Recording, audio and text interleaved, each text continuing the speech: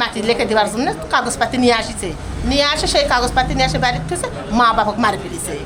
ওই নাকি জুয়া খেলে, নিশা বলে নাকি করে। ওনার বাবা মা ওইরকম লোক না যে নিজে থেকে আত্মহত্যা করবে, ঠিক আছে, এটা মানে রহস্যজনক আর কি। নওগাঁর মহাদেবপুরের পাহাড়পুর গ্রামের এই যে একসাথে দুটি মরদেহ উদ্ধার, স্বাভাবিকভাবে অনেক প্রশ্ন আসছে, অনেক আত্মীয়স্বজন এসেছে, অনেকেই জানতে চান।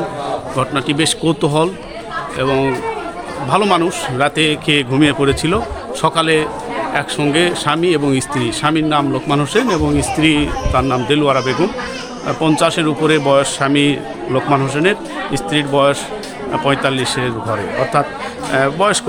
হঠাৎ করে এই মৃত্যু অনেক প্রশ্নের জন্ম দিয়েছে।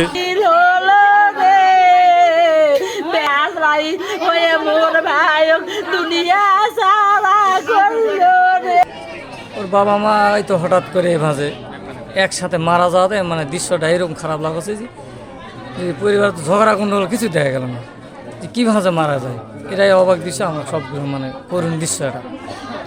অসুস্থ ছিল না? না, অসুস্থ ছিল না, সে ভালো মানুষ, দুজনে। আজকে কি হয়েছে, আজকে মনে করেছি এই যে টাকাটা নিছে বোনের ছেলেকে নিয়ে, তার অসহায় মানুষ, তার মাটা আছে মনে করে স্বামী মরে গেছে, বাবা মরে গেছে, যা এক জায়গায় বিয়া হয়েছে, তার ছেলেটা একটা করে খাওয়া লাগবে, সেই ছেলেকে নিয়ে 4 লাখ টাকা নিছে, নেওয়ার পরে দেই মনে করো যে এই সরকারি চাকরি দিছে ছেলে নিয়ে, টাকা নিয়ে সরকারি চাকরি দিচ্ছে। অসহায় ছেলেটা এই খালায় এখন মাটি লিখে দেওয়ার জন্য কাগজপাতি নিয়ে আসিছে, নিয়ে আসে সেই কাগজপাতি নিয়ে আসে বাড়ির থেকে মা বাবাকে মারি ফেলেছে সন্তানে। বয়স এই 27-28 এইরকম হবে নাকি। ছেলের বয়স আর লোকমানের মানে আমার বাবা, বাবার কত 50-55, চাষির 40-45 এইরকম। তবে ভালো মানুষ আসছে, কৌতূহলী মানুষ জানতে চায়।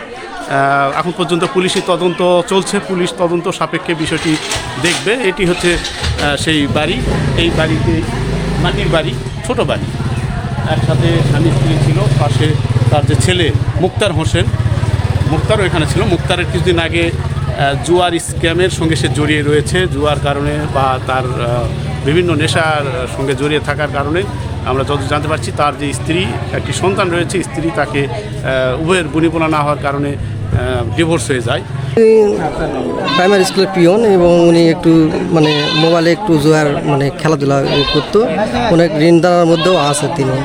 তিনি অনেক ব্যাংক এবং এনজিও থেকেও কিছু টাকা নেওয়া আছে। হ্যাঁ, এরকম কি মনে হয় যে এই ঋণের চাপে এই দুজনের আত্মহত্যা করতে পারে?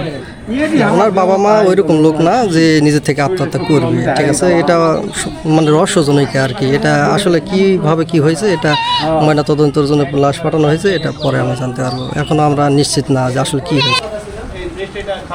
হ্যাঁ, খালা এস্টারি দিবে এই বোন বেটা। হ্যাঁ হ্যাঁ হ্যাঁ হ্যাঁ দেলোয়ারা, হ্যাঁ খুবই ভালো ছেলেটা, মেয়েটা খুবই ভালো।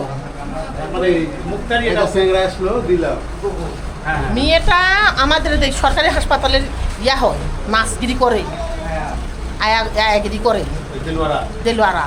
আমরা আলেপুর ওষুধ পাতি ভালো দেয়, আমরা ম্যামে হই পাড়া পড়ছি। মেয়েটা খুবই ভালো, ওই জামাইটাও ভালো।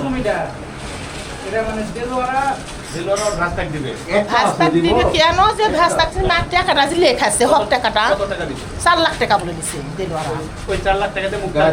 হ্যাঁ, চাকরি নিয়ে দিছে, এস্টারি দেওয়ার কথা। ভাই এখন দলিলপত্র নিয়ে আসিছে, এস্টারি দেওয়ার কথা, সে এস্টারি আজকার হলো না তো।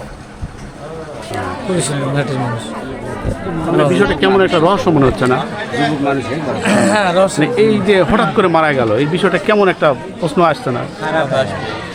কি হতে পারে? এটা ভালো মানুষ মারা গেল, তবে একজন মারা গেলে হয়, 2জন মারা গেল, একসঙ্গে দুজন মারা যাওয়া মানে বিষক্রিয়ার কারণে তারা মূলত মারা গেছে। তারপর আমরা মৃত্যুর প্রকৃত কারণ নিশ্চিত হওয়ার জন্য লাশ পোস্টমর্টমে পাঠিয়েছি। পোস্টমর্টমের প্রতিবেদন পাওয়া গেলে আমরা নিশ্চিতভাবে বলতে পারবো যে আসলে কী কারণে মারা গেছে। আর এছাড়া মৃত্যুর প্রকৃত কারণ জানার জন্য আমাদের যে অনুসন্ধান সেটাও অব্যাহত আছে। আটক বা এই যে তার ছেলে, এখন পর্যন্ত আমরা কাউকে অভিযুক্ত করছি না, কারণ মৃত্যুর আসলে প্রকৃত কারণ কি সেটা এখন আমরা নিশ্চিত না। তো এই ব্যাপারে এখনও অভিযুক্ত কেউ নাই, সে কারণে কাউকে আটক এখনো করা হয়নি। আজ এই পর্যন্ত। ভালো থাকবেন, সুস্থ থাকবেন। নওগাঁর পাহাড়পুর গ্রাম থেকে সাথে আছে আমি এমআর রকি।